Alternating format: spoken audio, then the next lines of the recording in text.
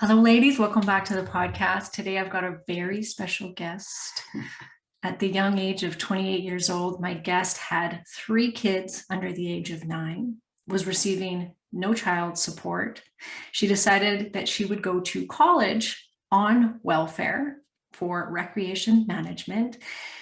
During this time, she taught fitness classes to help supplement her welfare. After a few years of being a recreational director and personal trainer at the YMCA, she took a management position at the Weight Loss Center Nutrisystem, counseling people on how to lose weight. From there, she went on to a local paper to sell advertising, and then went on to sell carpets at a carpet place.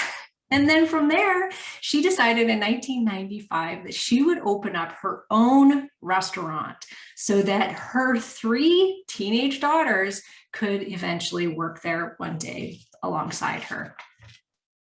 During that time, she also became a city councilor, in which she was for 13 years, which I do believe was 3 terms, or 4 terms.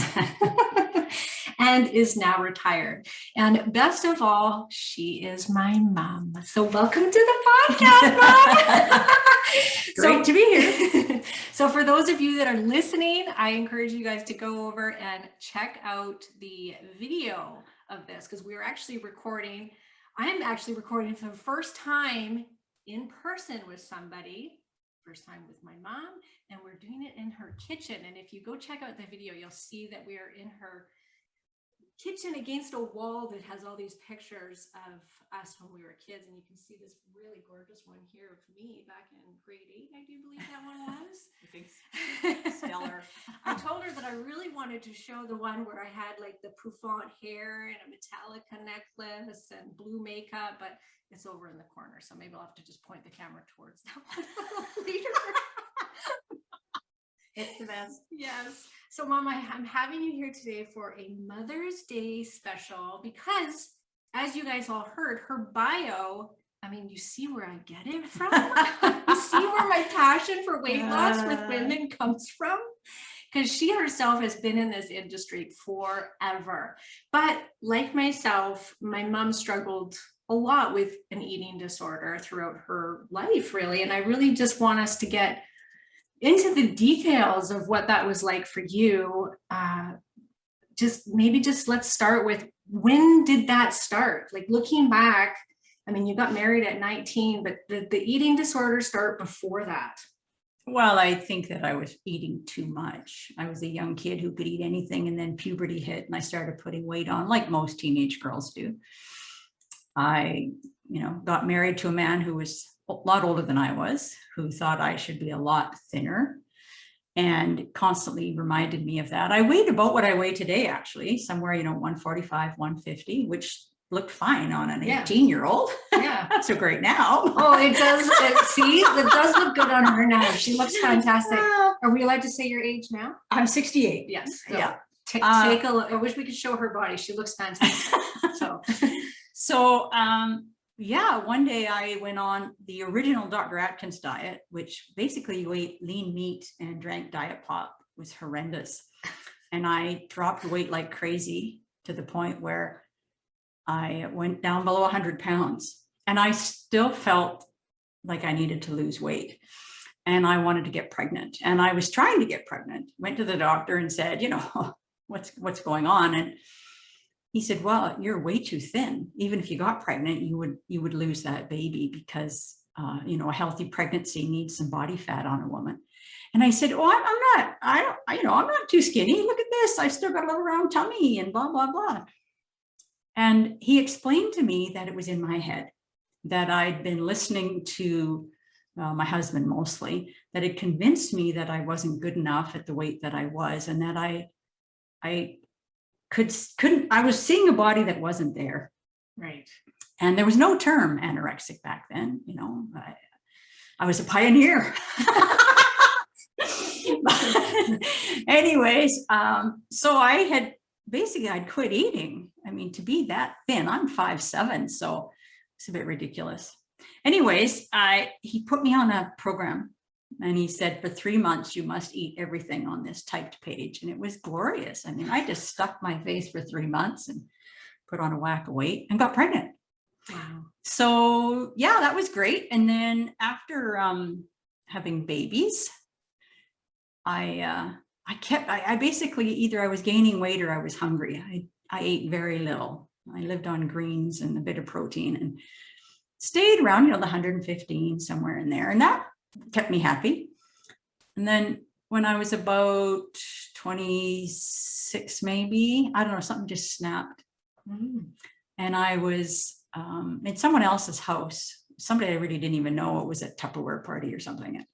I stood by the table. I guess I was bored and I couldn't stop eating. And you know what it's like. There's just food laid out and all sorts of desserts and dips. And I was just shoveling it in. And I was talking to myself saying, stop. I'm sure people are watching you. Like you're eating too much. Don't eat anymore. And I couldn't stop. And I left there and I felt sick to my stomach, but also sick mentally. I felt dirty, out of control. I hated myself. And this little voice in my head said, well, why don't you vomit that back up? And I did. And it was the most glorious feeling because I felt really thin. You feel empty and you feel good. And I also felt in control. It gave me my control back. Well, I was off and running. I was bulimic for, I don't know, 3 or 4 years. And then one day at this point, I was in college, on welfare. And I just said, this can't be healthy. I didn't know another person who was doing such a thing. There was no term bulimia. I had no idea that this was something people did. I hid it completely. Nobody knew that I was doing it. That's great. That's crazy that there was no awareness of that. It's zero, especially at a college level. You'd think that there would be something available or posters on the wall, but nothing. Or even just in the industry that you were in. You were in a fitness industry, personal trainer. Yeah. And yet you still hadn't heard of that and you thought you were the only person. Yeah. And, after I was working for the Y and I worked with tons of fitness instructors, and I used to go around and talk about eating disorders and how to see them in people in your classes or your teenagers or whatever that might be. And I realized how many fitness instructors I was working with that were either anorexic or bulimic. And of course, a lot of them started to come to me and confessing and asking for help. But it's the addiction of bulimia is that feeling of, hey, I've got control. Food doesn't control me anymore. But I'm an all or nothing person. And literally one day I said, that's it. I am not going to do that anymore. I think I got tired of puking, honestly. Yeah. And I knew it was wrecking my teeth. And, I knew enough about it that it couldn't be healthy. And I just stopped. And I gave myself permission to gain weight. And I also gave myself permission that as soon as my jeans were tight, I would go buy a new pair. I was buying them secondhand, and I only had the one pair because I knew that a tight pair of jeans made me eat. And so I gained weight. And then I met a man who told me I was the most beautiful woman he'd ever met and had the greatest body. And that helped. It's sad that somebody else has to tell you that. But you had already really come so far to do that on your own and to make that decision. That's huge. That's a massive change to the brain that you're doing. Yeah. But I think having somebody make me feel good, giving me back my self-confidence. After that, then it seemed like it wasn't a big deal to just eat healthy. And of course, I was very active. Yeah. What do you think, like looking back at that time and knowing that there wasn't a lot of awareness about it, and where do you think it stemmed from for all of these women? Because there was obviously eating disorders happening, but you look today and you can say, okay, I can see why we all have, eating issues and why teenagers would have eating issues because of social media and what we're seeing on TV and in magazines and Facebook, and everybody looks perfect. And back then there wasn't any of that. Oh, yes, there was. You got to remember, back in the 60s, we had Twiggy. I don't know who that Don't know who Twiggy is. Well, she was a worldwide phenomenon. She was a model. She was English. She was about 85 pounds. Oh, she like was a cute little thing with little blonde, short hair. And, she changed the whole fashion world. And that was the start of it. Before that, I think women were allowed to, be normal. And then she came along and this little anorexic body, and suddenly models became skinny, and that was what you were supposed to be. So even for me, even in high school, the pressure, I was constantly trying to lose weight. Wow, that's crazy. And I didn't know that Atkins was even a thing back then. Well, this was the original. It was a huge thing, but it wasn't like today's Atkins is actually fairly well balanced. It is. They tell you you've got to have carbs or you're going to lose muscle. And it's just, eating healthy and not just crazy eating bacon and sour cream, but, being smart. Back then, there was no fat allowed on it. So like the cheese you were allowed to eat, and that, you could buy it in the stores then because Atkins was so popular, was a low-fat cheese, which tasted rather like plastic. It was dreadful. I ate pounds of it. Yes, because that's what I remember growing up, is having, like, we were not allowed any fat on anything. No. My mom used to call butter Vaseline. It's always just been this kind of running joke where it was like, oh, don't put Vaseline on that popcorn. And so I always hear that in the back of my head when I'm like slathering something in butter. It's like, oh, here I go with the Vaseline. Well, weight control back in the day was cut out fat, reduce calories, count calories, and no fat.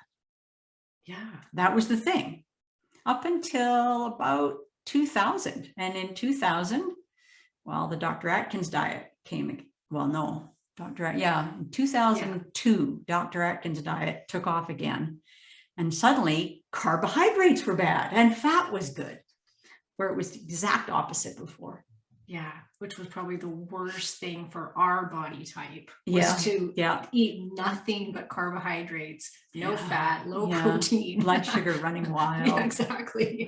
And it did. Mine for sure did. I was definitely had very unstable blood sugar levels until I cut out a lot of those carbs finally. Oh, yeah. If I eat carbs, say for breakfast, I want to eat every minute until lunch hits. I'm starving. And I know I'm not, but I feel like I am. And I don't feel well. I feel like I need to eat. Yeah. And it's just because I've had a heavy carb breakfast. I used to carry around a snack in my purse at all times because I would panic if I was out and about and my blood sugar would start to drop because I ate, nothing but toast for breakfast, whole wheat toast with, no sugar, peanut butter, thinking I was doing everything right. But I'd have to pack snacks with me all the time or else I would panic because the blood sugar would crash. I'd start shaking. I'd be like, oh my gosh, I need something to eat right now. I haven't had to do that for 10 years now. No, and I've learned too to carry those snacks still. Do you? Yeah, I don't. Because I'll be out and about and it's noon and I haven't got home or I've been exercising and I get in my car and it's like, oh my God, I'm so starving. And it stops me from going through the drive-through or eating a chocolate bar because that's what I want. I want sugar. My addiction with food. Well, it's a big addiction. Yes. I mean, I'm addicted to the taste. I'm addicted to chew and swallow. The stimulation of eating more than the food itself. I mean, I'm a real foodie and I love to cook, but it's that stimulation I'm addicted to. But also I'm addicted to sugar. I want sugar. And if I have it, I only want more. So it's the devil for me. Yeah, I think it is. You and my older sister, Amy, they have really strong sugar addiction. We've got addiction running through the whole family, but we realize it. We know it. We recognize it. Well, we're in recovery. Yeah. Yes, and I had severe food addiction. So my story is, when I hit 14, I was put on birth control pill because I broke out in severe acne. And so my mom, we would go to the doctor. That was it's still what people do to this day. It was like, here's your birth control pills. Works. Back then, it was super strong birth control pills, way stronger than what they are today. And over the course of that year, I probably packed on 20 pounds, I would say, if not more. Yeah, 15 anyways. I feel like it was so much. Like I just packed her on. And chubby little girl. Nobody could figure out why. And here I have the mom who's fitness instructor, personal trainer, working at Nutrisystem. And so she just did what she knew to do, which was, okay, well, let's go to the gym. and she started to take me to the gym. But I have almost the exact same story where I just felt so uncontrolled around food. Like I couldn't stop binging. And same thing, I would just like the carbs. I remember eating big pots of plain spaghetti with butter and salt on it. And then same thing, I discovered, oh, I could make myself throw up, because you would feel so sick from eating so much because it was so uncontrollable, with just shoveling it in an entire pot of spaghetti and going. And we never had sugar in the house, so that was what I had access to. Had we had sugar, I would have been probably downing the cookies and whatever else, but we didn't have that stuff. So I went to white pasta with butter, with Vaseline on it. Oh, yeah. And then I would make myself throw up because it would make me feel better. And I did clean. That for years. And it never worked. I remember always thinking, I wish I could be anorexic. I desperately wanted to be able to not eat. Yeah. But I thought about food 24/7 during that time. I was so obsessed. I would just binge as much as I could possibly binge and then just go make myself puke. Oh yeah, because you can't puke unless you're really stuffed. Exactly. So it's this horrible circle, really. What did you see? What was it like on your end when I was going through that? Like, did you know I was puking? Do you remember? I don't think, I'm trying to think. I knew Janine was, but that was after she left home, I think, or maybe she was still living with me. But I suspected you were. Yeah. But, you know, and of course, then it all gets tied into my guilt and not wanting to accuse you of anything. Because, you know, with teenage girls, you say the wrong thing and snap, that's it. They don't talk to you for the next year. And as you said, I mean, being bulimic doesn't make you skinny. No. Because when you're eating sugar, carbohydrates, it's absorbed very quickly into your bloodstream. And so in the time that you're eating, binging, you're taking on calories. Yes. You can't barf that all back up, unfortunately. Well, fortunately, maybe, because that's another reason why you shouldn't do it.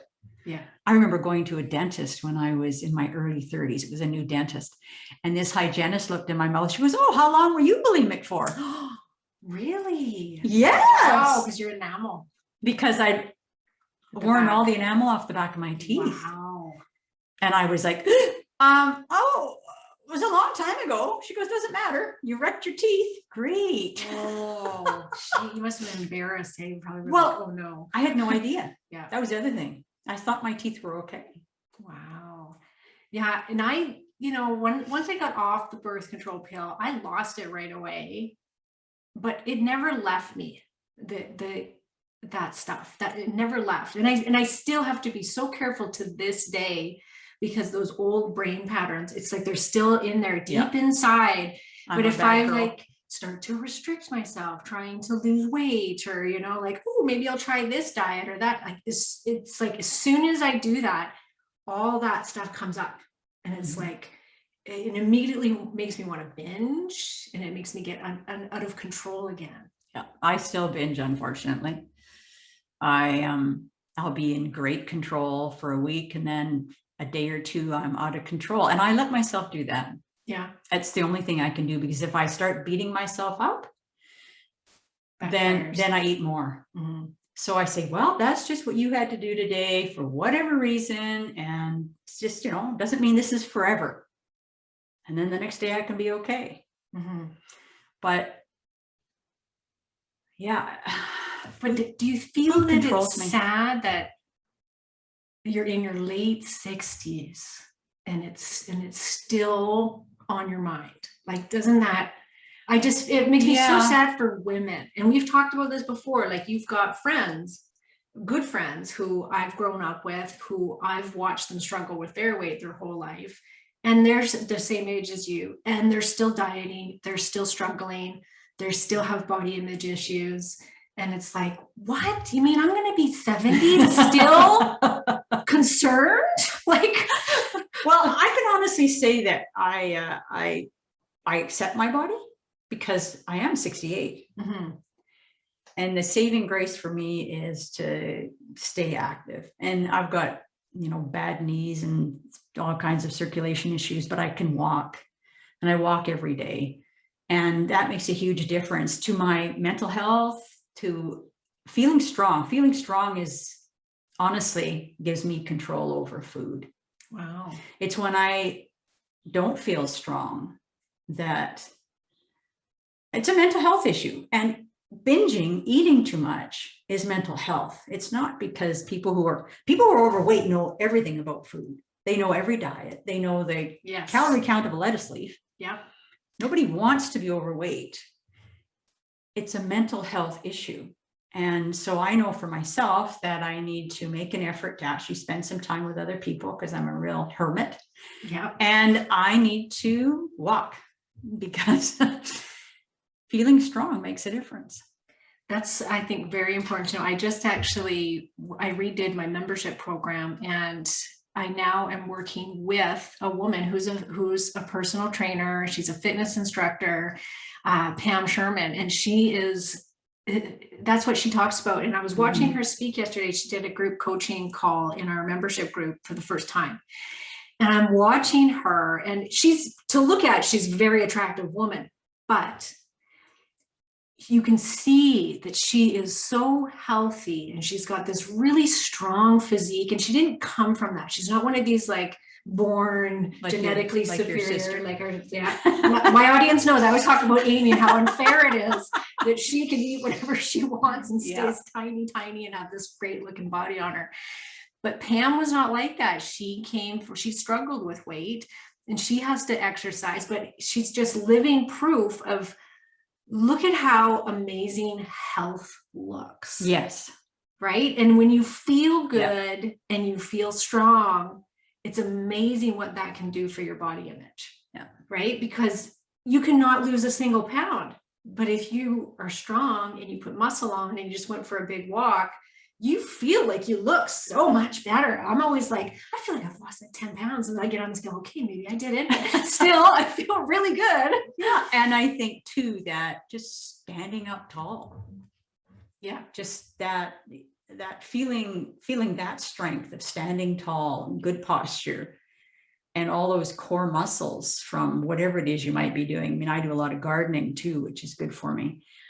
You don't have to be a super, iron woman. No, not at all. And it gives you healthy skin even, just to be healthy, to have good circulation. You can not, no drinking. My mom doesn't drink. She's like me.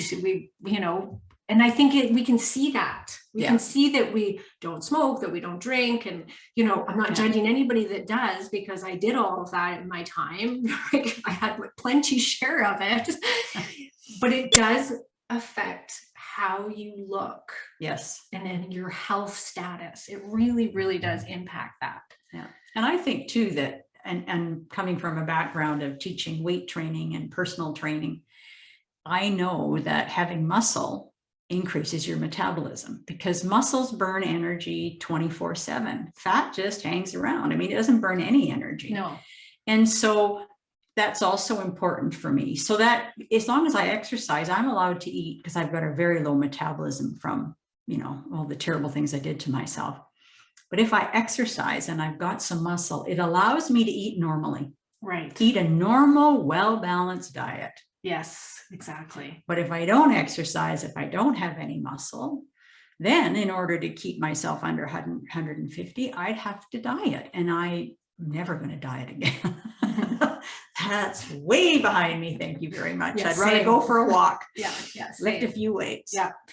So I want to just shift gears. This is a Mother's Day special. And when I was preparing for the interview, I was thinking about your bio, number one. And then I thought, what happened where how did you find your strength? You were in a marriage that was very, classic, old fashioned, where the man ruled the roost. You weren't allowed to work. You had to sit at home and raise the kids.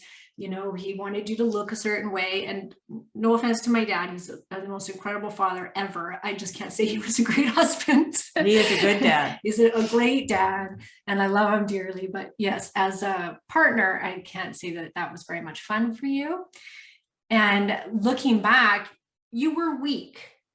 You were 19 years old. You marry a man that's 9 years older than you, 13 years older than you, who was very controlling about, you know, what you could do and who you were. And, you know, he stifled a lot of that. And then there you are, you're left with 3 kids. You're on welfare. And I will tell you guys right now, this wasn't a good time. I remember my mom having to borrow $1 from her mom so that we could go get ice cream cones from McDonald's On the way home. On the way home from her teaching fitness classes on Wednesday nights. $1 she had to borrow. And so we had no money. There was no child support. She's putting herself through college while working full-time as a fitness instructor. How did you find the strength? I mean, you went through all these different jobs. You started a very successful restaurant, which she just told me next year will be 20 years that this restaurant's been open for. You were in advertising, you were a manager, you did all these like crazy, very different things in your life. And you would always be, I remember you would be like, this is what I'm doing now. Oh, you know what? I've decided I'm going to be a city councilor. And she ran and she went through 4 terms as a city councilor. Where did that come from? I think that, I grew up dirt poor, but I had a mother who always stood behind me and was a great cheerleader and convinced me I could do anything. So I think that was part of it. It was growing up with parents who were very positive. And although we had no money, there was great joy in doing simple things, you know, going camping or whatever that might be, A&W for dinner twice a year, literally. But also, I was in a marriage that left me with no confidence, and going to the Y and taking fitness classes, becoming a fitness instructor gave me some more confidence back. I started to become the person that I had been. And so I started getting stronger. And when you're the sole provider for 3 other people, you've got no choice. Mm-hmm. Right? You're going to work 6 days a week, 10 hours a day, because if you don't, particularly when you guys were teenagers, that was me supporting 4 adults, basically. In fact, you guys, your clothes and food were more expensive than mine. Mm-hmm. And so you do what you have to do. And it was the same with starting the restaurant. It had to succeed because, you know, there was no choice in the matter. The only thing I had was our house, and I sold the house to open the restaurant. And so I wasn't about to go bankrupt, and I worked very hard. Yeah, you did. For a long time. Yeah. And you do what has to be done. And I'm a survivor. Yeah, but talk about facing fears. Like, how many of us get so afraid of making those big life changes, and you made them multiple times. And I always say, you know, when I think about what my mom has taught me more than anything in my life, number one is that I could do anything. So you got it from your mom, which I actually didn't know that. And then you gave it to me. And I would say that I was kind of weak as a teenager, for sure. I had some issues. And so to be able to come out of that, and it was thanks to you. You were never pressured me to go to school. You didn't say like, okay, when you're done high school, you're off, you're going to go to college. She never pressured me to be straight A's. It was always whatever I said I was doing, she would say, great. You know, like, good, Mom, I'm moving out of the city the day I graduate. You were like, awesome, I'll help you pack. Sure, because she wanted to get rid of me. Yeah, you were kind of messy. Yes, I was. Yeah. But, you know, and then it was like, oh, okay, I'm going to, you know, go live in the United States and go back to school. Great. Mom, I'm going to be at 19. I'm going to go down and live in Mexico by myself in a foreign country, in a place that has no electricity and no phone in it. You're like, oh, it'll be so fun. See you later, Karen. Like, there was never pressure, always good for you. You're doing the right thing. And look at you today. And look at me today. And I know now, highly because successful. of you, I can do anything that I put my mind to. You've got that. That's, yeah. That attitude that if you jump off a cliff, you will learn to fly on the way down. There we go. And the other thing that I think that you taught me so much is not to judge. You are a person that, like, she blows my mind how, I don't even know how to explain it, like just how non-judgmental you are of people. You always help me to see that there was always another side to somebody's story. And that's what it was, is don't judge other people. Don't judge other women for making choices that from the outside looking in may look really terrible, but we don't know their story. We don't know why they've made that choice. And you were always such a non-judgmental person. Because I lived through it. Mm-hmm. And I know that you can be an incredibly confident person and then be in the wrong situation that turns you into somebody who thinks that they're totally worthless. And when you're worthless, you do not have the strength to make the change. Yeah. And there's so many women in that situation that are trapped for whatever reason, but they just don't have the strength. And so I can't judge people for where they are in the situation they're in. I see a young woman on the street, I feel nothing but sympathy. Same. And so many people are, oh, that's ridiculous. Why doesn't she go get a job or whatever? But she doesn't have it in her to get a job. There's people who will never, ever be able to hold down a job. Yeah. And isn't that great that people like you and I can pay taxes so that those people get the support that they need? That's the way we have to look at things. Yeah, which people don't look at it like that. A lot of people sure don't. No, and the judgment on addiction and the people on the streets and racism and, you know, everything. There's just so much of it out there. And people, even with all of your mothers, it's Mother's Day. I know that the daughter-mother relationship can be really challenging. I work with women all day long, and a lot of that stuff comes up. I was just talking to somebody about it yesterday, where she was saying how her relationship with her mother was so poor and was, you know, kind of putting a little blame on her. And we all have to remember that whether it's your parents, your friend, the person on the street, they have a story. They're there. They did the things they did for a reason. And maybe they haven't grown up from those things or learned from those mistakes, but we can't judge that. Well, a parent can only be the parent that they're capable of being. And a lot of it depends on their own background and how they feel about themselves. But I think you have to say, well, you know, my mom did the best that she could. And, you know, what she had. With what she had. Yeah. And I did the same. And then at a certain point, you have to say, well, I'm 19 now. I can't blame who I am on my parents. So I got to get my crap together and get going. Yeah. Because blaming, I mean, I could blame all kinds of things on my ex-husband. What's the point of that? Yeah. Right? Yeah. He did what he could with what he felt. You know, exactly. I'm sure marrying somebody who was outgoing and, you know, very young was very intimidating to somebody like that. And so it was in his best interest to make me feel that I wasn't valuable. Mm-hmm. I think he was forever afraid that I would up and leave him. Mm-hmm. And so all you can do is look at that and say, yeah, well, he's not a bad man. Mm-hmm. No. And this is what he learned from somewhere. Yeah, well, right. Yeah, his parents weren't perfect either. No, exactly. And so just that non-judgment, I think we can all use some of that. And so I hope everybody heard that. And thank you for those lessons that you taught me in my life. And happy Mother's Day. Thanks for coming on the show. You too.